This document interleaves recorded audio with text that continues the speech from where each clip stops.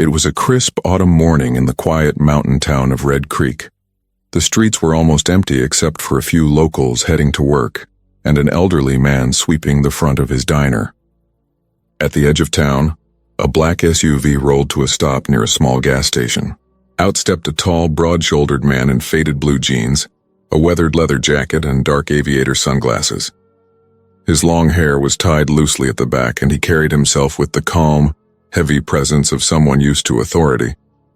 It was Steven Seagal. Unknown to the people of Red Creek, Steven had just been appointed the new chief of police for their department, a decision made quietly by the town council to help reform a force that had earned a reputation for bullying citizens. Wanting to get a sense of the place before his official announcement, Steven arrived unaccompanied, blending in like any traveler passing through. He pushed open the gas station's squeaky glass door and bought a black coffee to start his morning. Outside, he leaned casually against a patrol car parked near the pumps, sipping his drink and surveying the scenic hills beyond the highway. Two officers in uniform exited the station store behind him. Both were young, known in town for their short tempers and habit of throwing their weight around.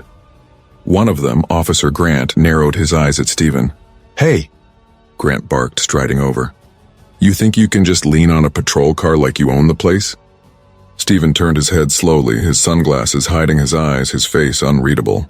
"Just enjoying my coffee," he said in a low, even tone. Grant wasn't satisfied. "Get off the car now." The second officer, Davis, chuckled and added mockingly, "Looks like we've got ourselves a tough guy." Steven pushed off the car without a word, stepping back calmly. As he did, Grant swatted the coffee cup out of his hand, spilling hot liquid across the pavement. A few customers at the gas pumps turned their heads, sensing something brewing. Steven stood still, his posture relaxed but deliberate, eyes fixed on the officer. The crowd could feel a shift in the air, like a storm waiting to break. The coffee dripped from the patrol car's bumper, spreading across the pavement like a dark stain. Steven didn't flinch. He just watched the liquid pool at his boots, then slowly raised his eyes toward Officer Grant. The calmness in his gaze was almost unnerving, but Grant mistook it for weakness. "What's the matter, old man?" Grant sneered, stepping closer until he was inches from Steven's chest. "You deaf? I told you to stay away from this car."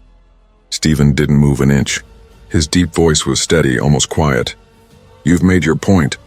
Now step back." The second officer, Davis, snorted and crossed his arms.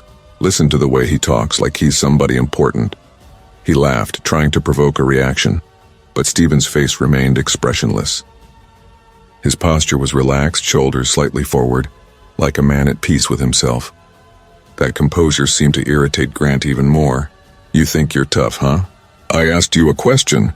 Grant shoved Steven's shoulder with an open palm, expecting to knock him back a step. Steven barely shifted. His boot stayed planted firmly on the asphalt. A few people at the gas pumps began whispering. One man pulled out his phone and started recording. A mother with her young son quickly guided him toward their car, sensing the situation could spiral. "Sir, there's no need for this," Steven said. His tone was neither fearful nor angry, just calm, the kind of calm that somehow makes tempers flare hotter. "I'm not here to cause trouble." Grant laughed bitterly. "Not here to cause trouble?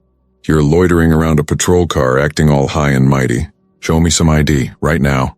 Steven reached slowly into his jacket pocket. Davis's hand twitched toward his holster, thinking Steven might be reaching for something else. The tension thickened in the cool morning air. When Steven pulled out his wallet, he flipped it open and held it out. "Here you go." Grant snatched it from his hand, not even looking at it right away. "You better hope this is legit. I don't want to find out you're some drifter with fake papers." Steven didn't respond. He simply stood, his silence carrying an unspoken weight. Meanwhile, the crowd grew. A delivery driver parked his truck nearby and joined the handful of bystanders forming a loose half-circle, whispering to each other about the confrontation. Grant flipped through the wallet, frowned, and tossed it back carelessly.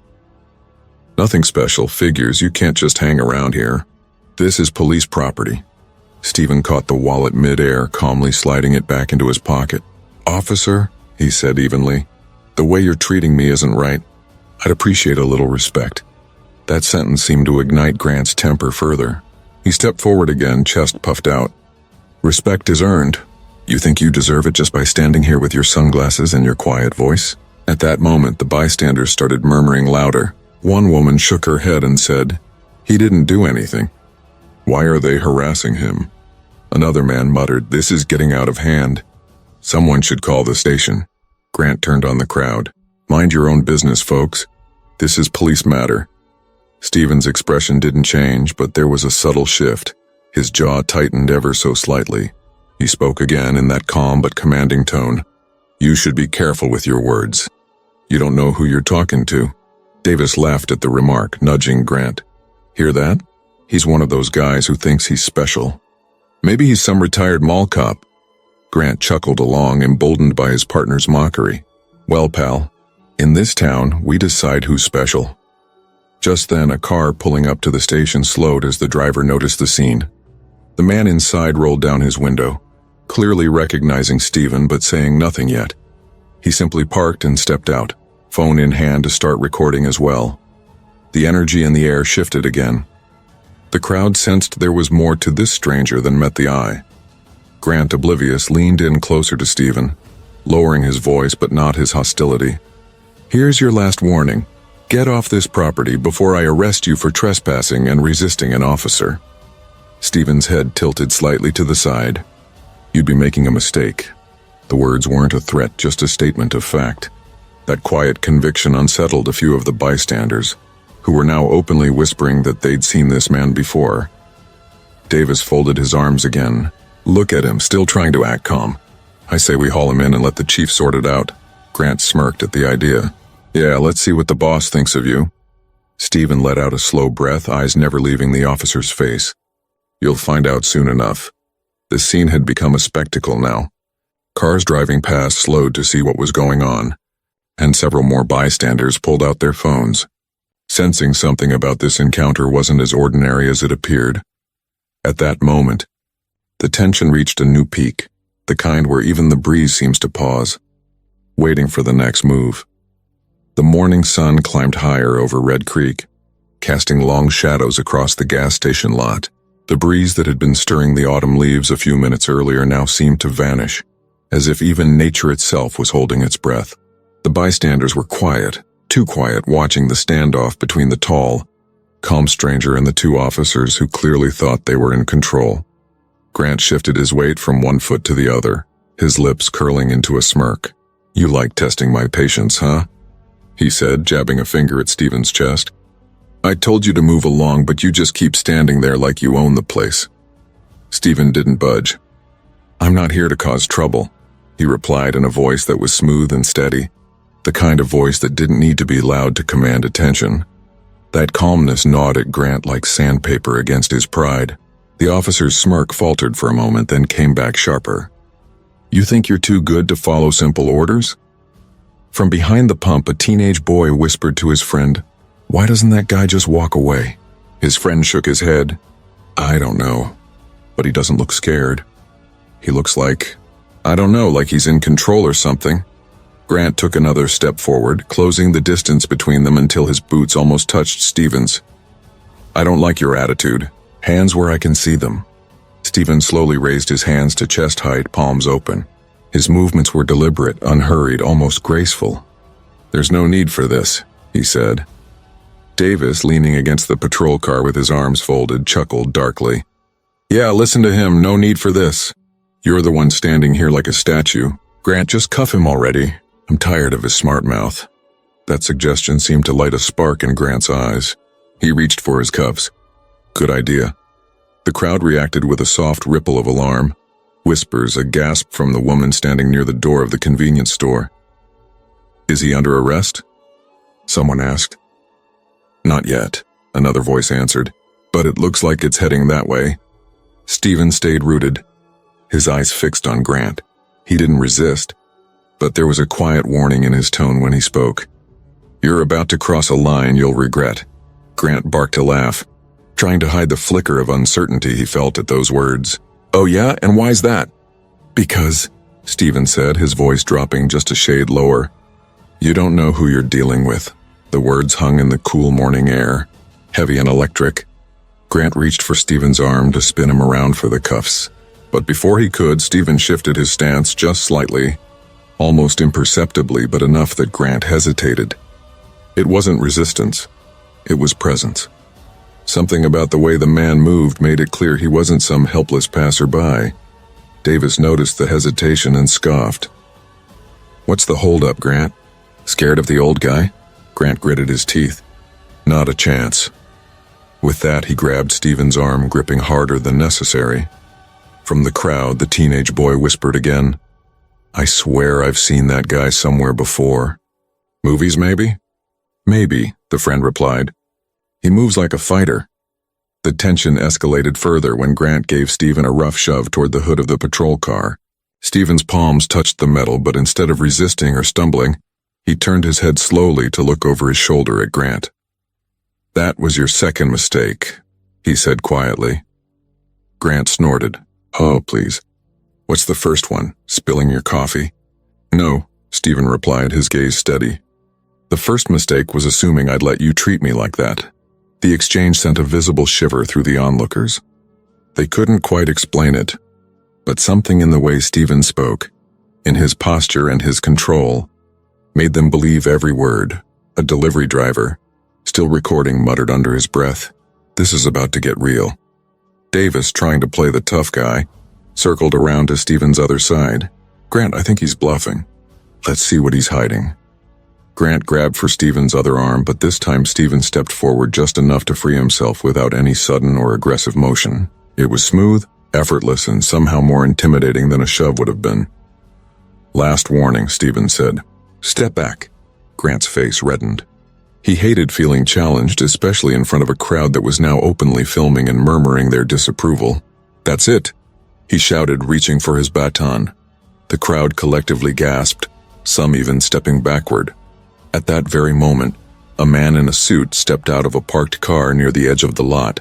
He stopped mid-stride, his eyes narrowing as he took in the scene. The look on his face said he recognized Steven immediately, though he didn't speak yet.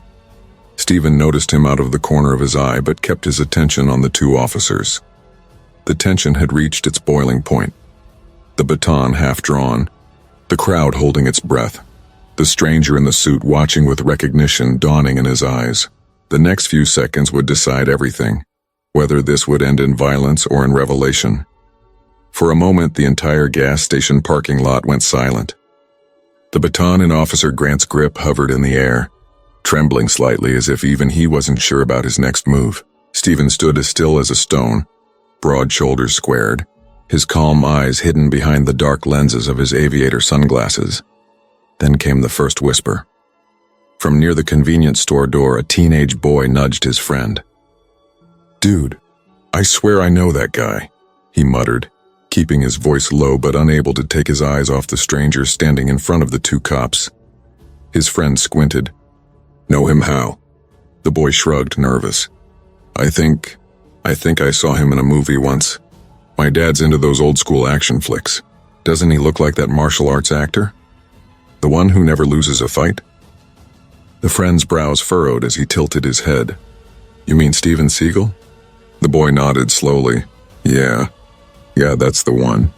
It can't be him though, right? What would a movie star be doing here?" Their quiet exchange didn't stay quiet for long. A woman in her 30s holding her phone out to record overheard them and frowned as she studied Steven's profile. Her eyes widened. "Oh my gosh," she whispered to herself. "I think they're right." Word began to spread like a ripple through the small crowd. People started murmuring, leaning toward one another with growing curiosity. "Is it really him? No way, what would he be doing in Red Creek? Look at the way he's standing. It is him." Meanwhile, Grant and Davis remained oblivious, still locked in their standoff with Steven. "Hands on the hood," Grant barked again, though his voice wavered just slightly now, betraying his frustration at Steven's refusal to react with fear. Steven didn't budge. Instead, he replied in that low, even tone that had unsettled the officers since the beginning. "You've done enough. Put the baton away." That single sentence sent a fresh wave of whispers through the crowd. "He talks just like in the movies," one bystander whispered. That voice, "Oh man, it really is him," another replied. Near the edge of the lot, the man in the suit, who had stepped out of the parked sedan moments earlier, was now walking closer, his eyes fixed on Steven. There was recognition written all over his face, and unlike the others, his expression was one of relief rather than surprise. Grant noticed the murmurs and shot an annoyed glance at the onlookers. "Everybody back off," he snapped. "This is official police business." A woman near the pumps folded her arms defiantly. "Looks more like harassment to me," she said loud enough for everyone to hear. Grant's head whipped around, his face flushing red. "Ma'am, stay out of this before you what?" She interrupted, not backing down. "He hasn't done anything wrong. We can all see that." The crowd's mood shifted. They were no longer just curious spectators. They were starting to question the officer's behavior openly. Davis stepped in to back his partner. "We don't owe you people an explanation," he barked. "We're handling a potential suspect here." That drew a scoff from a delivery driver leaning on his truck. "A suspect for what? Drinking coffee in front of a patrol car?" The sarcastic remark earned a few chuckles from the crowd, but the officers didn't find it funny. Grant tightened his grip on the baton. "Last warning," he hissed at Steven. "Do as I say or you'll regret it." Steven's head turned slightly toward the gathering crowd. His calm voice carried enough weight for everyone to hear. "No one deserves to be treated like this without cause. Not in front of their families, not in front of their neighbors, not anywhere." The murmurs grew louder. People nodded in agreement. The man in the suit finally stepped forward, raising a hand. "Officers," he called out firmly, "you need to stop this right now." Grant spun toward him, irritated. "Sir, step back." "This isn't your concern." "Oh, I think it is," the man replied with a faint smile. "Especially since you're about to embarrass yourselves in front of the entire department." Grant frowned, confused. "What are you talking about?" The man gestured toward Steven. "Do you even know who you're talking to?" Grant snorted. "Some guy who thinks he's above the law, apparently." The crowd gasped softly as the tension inched up another notch. The whispers now were louder, more insistent. "That is him. It's Steven Seagal. I told you." "Are these cops really that clueless?" Steven remained silent, almost stoic, as though he had no interest in defending himself. Instead, he shifted his weight slightly, a subtle move that conveyed complete self-control. Grant, annoyed by the whispers he couldn't quite make out, turned back to Steven. "I don't care who you think you are. Out here I give the orders." Steven's voice was calm but firm as he responded, "And sometimes giving orders doesn't mean you're right." The crowd's reaction to that line was immediate. Murmurs of agreement and even a few scattered claps.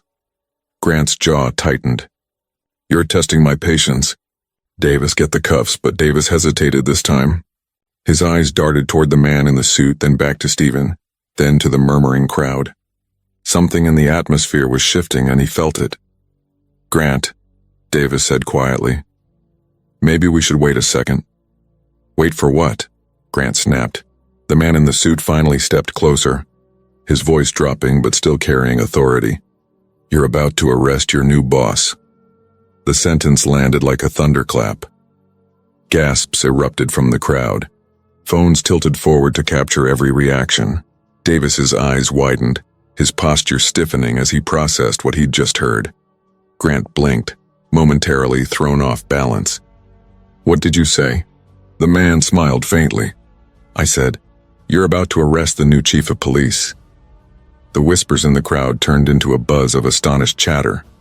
People exchanged wide-eyed looks, realizing the truth behind the calm stranger's presence. Steven remained quiet, watching the officers with that same steady gaze. He hadn't said a word to confirm or deny it. Yet, the revelation was out now, hanging in the crisp air, and the next move belonged to the two officers who suddenly found themselves standing on very thin ice. The gas station lot felt frozen in time. The murmurs of the crowd still buzzed in the background, but Grant's ears rang with the stranger's words. "You're about to arrest your new boss." Grant blinked twice, trying to shake off the uneasy feeling crawling up his spine. His baton wavered in his grip. "New boss? That's some kind of joke, right?" he asked, though his voice lacked the confidence it had moments ago. The man in the suit, Deputy Mayor Collins, folded his arms, his expression calm but cutting. "It's no joke, officer. I was on my way to the station to meet your new chief. Imagine my surprise finding him being manhandled in a parking lot by his own men." The revelation landed like a sledgehammer on the two officers.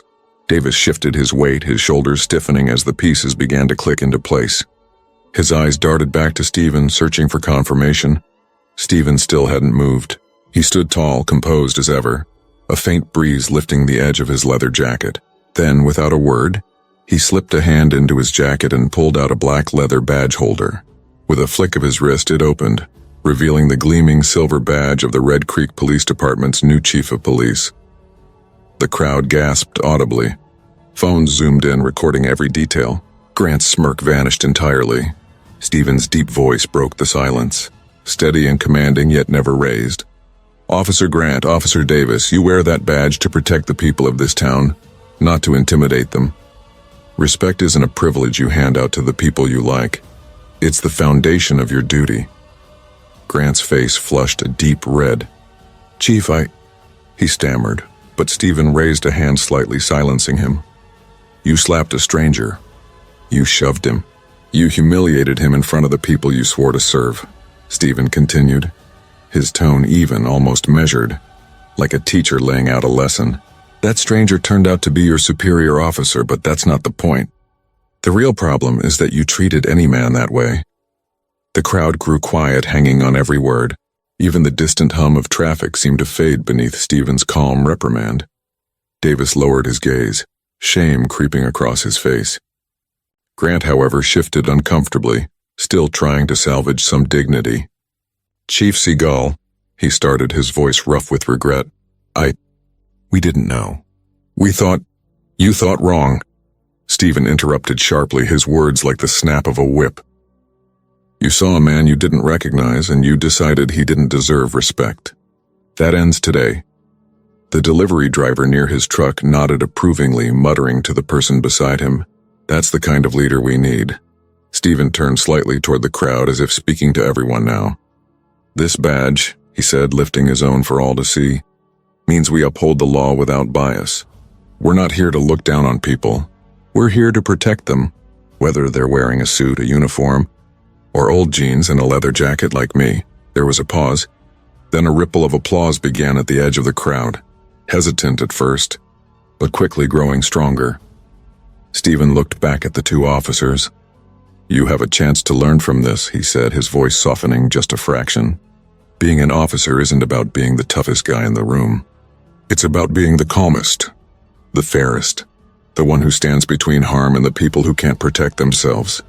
Grant swallowed hard, the weight of Steven's words sinking in. He slowly lowered the baton to his side, his posture no longer aggressive. "Chief, I'm sorry," he said quietly. Steven didn't nod, didn't smile. He simply held Grant's gaze for a long, silent moment before answering. "Don't apologize to me. Apologize to them." He gestured to the crowd. Grant turned toward the onlookers, his voice low but audible. "I'm sorry for how I acted. That was wrong." A few bystanders murmured their approval. Others simply nodded. Steven faced the officers again, his expression neutral but his tone softer now. "You'll both report to my office after your shift. We'll discuss training, mandatory training, on how to handle situations without turning them into confrontations. I expect better from both of you." Davis nodded quickly. "Yes, Chief." Grant echoed him, quieter. "Understood." Steven stepped closer, lowering his voice just enough for only the two officers to hear. "You're lucky today didn't go differently. Remember that." Both men nodded, visibly humbled. Straightening up, Steven addressed the crowd one last time. "Go about your day, folks. Thank you for standing by and keeping this peaceful. We all have a role in keeping this town safe, and that includes holding each other accountable." A burst of applause followed his words, louder this time, as phones captured his calm authority. Some in the crowd even cheered, impressed by how he'd handled the situation without raising his voice or losing his composure. As Steven walked past the two officers toward the deputy mayor's car, The man in the suit offered a small smile.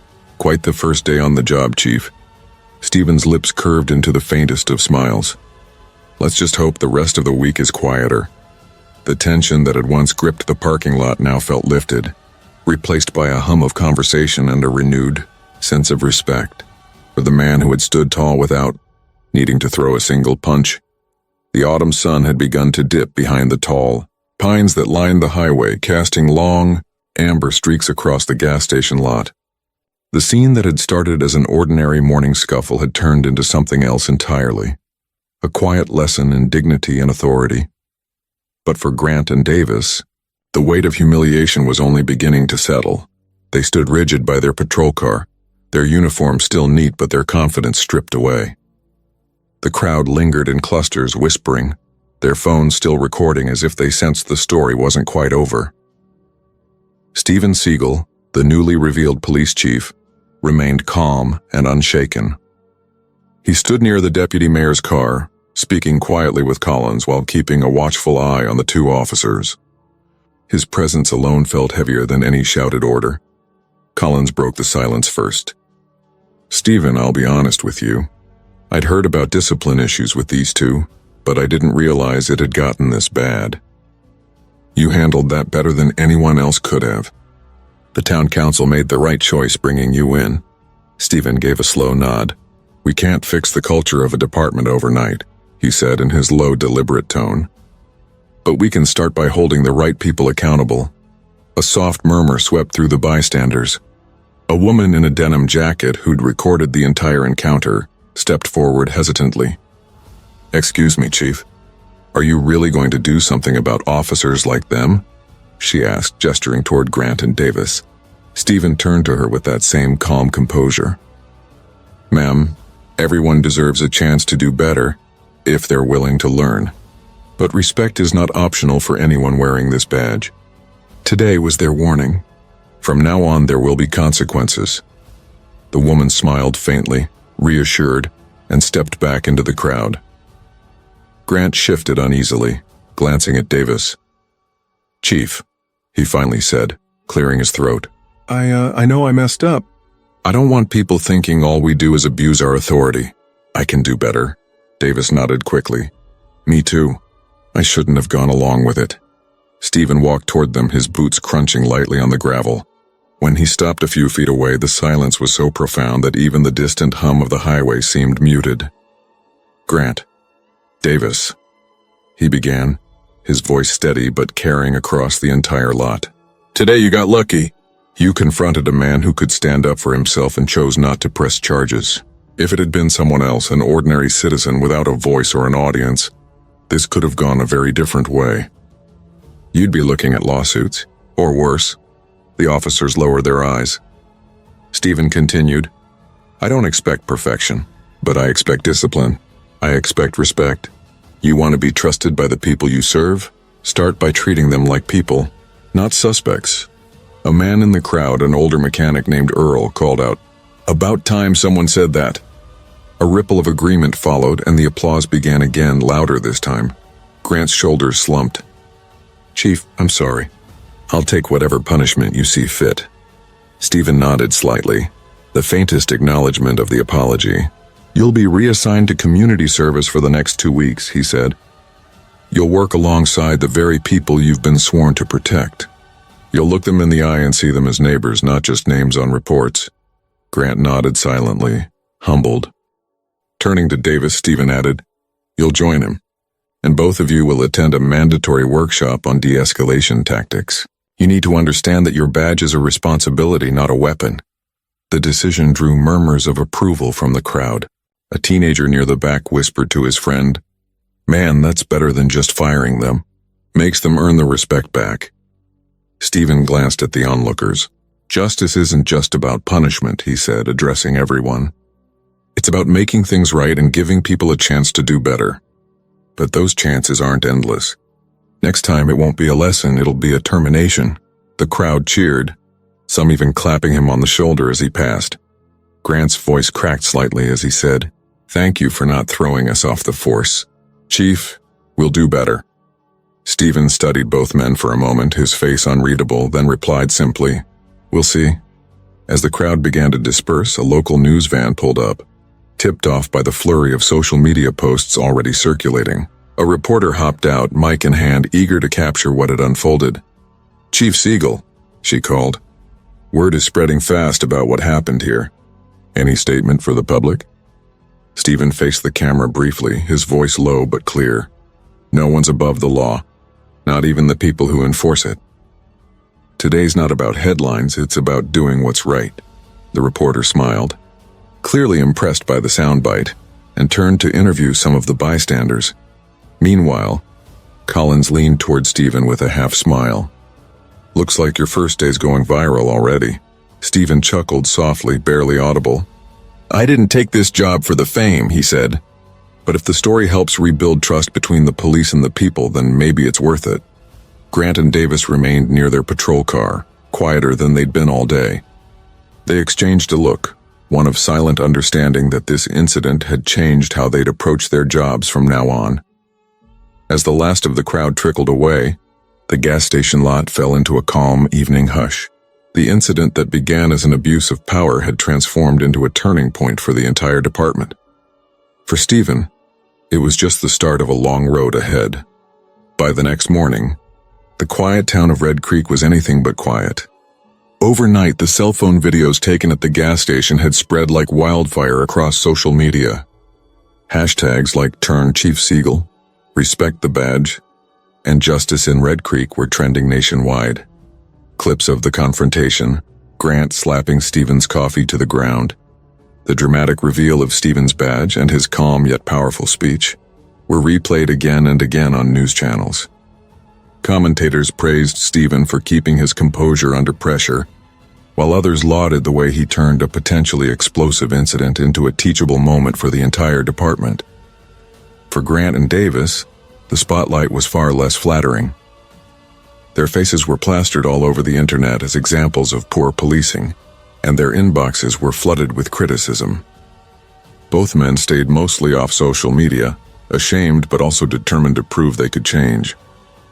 At the station, Steven arrived early, his presence already setting a new tone. The atmosphere among the officers was noticeably different, quieter, more serious. A few of the senior officers who'd been skeptical of the town council's choice for chief now regarded him with something like respect. Grant and Davis reported to his office on time, looking far less cocky than they had the day before. Grant was the first to speak. "Chief," he began, his voice low and sincere. "I know I embarrassed myself, the department, and the town. I deserve whatever's coming." Steven leaned back in his chair, hands folded. "You embarrassed the badge," he said evenly. "But yesterday you also took responsibility. That's a start." He outlined their reassignment: community service, public apologies, and mandatory de-escalation workshops. Grant and Davis nodded, fully aware they were being given a chance most chiefs wouldn't have offered. Meanwhile, in the town's diner, locals watched the news on a mounted TV. The elderly owner, who'd seen the incident unfold live the day before, said with a chuckle, "Never thought I'd see the day when a Hollywood star schools our own cops on respect." Outside, a group of teenagers held up their phones, showing each other clips of Steven's speech. "This is the kind of cop I'd want in my town," one of them said as others nodded in agreement. Later that day, the deputy mayor held a brief press conference outside the station. Flanked by Steven on one side and a few senior officers on the other, he addressed the crowd of reporters. "We want to reassure the people of Red Creek that the department is committed to rebuilding trust," Collins announced. "Yesterday's incident, while unfortunate, has highlighted the importance of accountability within our force. Chief Seagal's leadership has already made a difference." When Steven stepped up to the podium, cameras flashed in rapid bursts. His words were simple but firm. "Uniforms don't make us better than anyone else. They make us responsible for everyone else. My promise to this town is that we will serve with fairness, humility, and respect for all people, no exceptions." The statement struck a chord, sparking another wave of applause from the small crowd gathered outside the station. Reporters asked about Grant and Davis's future. Steven didn't dodge the question. "They're staying on for now. I believe in second chances, but not third. They'll have to earn back the trust they've lost." As the press conference wrapped up, the videos continued to rack up millions of views online. Across the country, people shared the story as an example of how leadership and respect could diffuse even the most tense situations. By evening, Steven sat alone in his new office, the sun casting warm stripes across his desk. A faint knock at the door interrupted his thoughts. It was Davis carrying a stack of paperwork. "Chief," Davis said awkwardly, "just wanted to say, I'm glad you're in charge. Yesterday opened my eyes. I'll do better." Steven studied the younger officer for a moment, then gave a slight nod. "Good. Prove it every day you wear that badge." As Davis left, Steven glanced at the framed photo of the town's police department hanging on the wall. The men and women in it looked back at him solemnly, as if acknowledging the weight of the work ahead. Outside, the town of Red Creek carried on, but there was a new energy in the air, a sense that things were changing for the better. The incident that began with an unnecessary slap had transformed into something far larger, a reminder that authority is earned, not demanded, and that dignity can disarm even the most heated conflicts.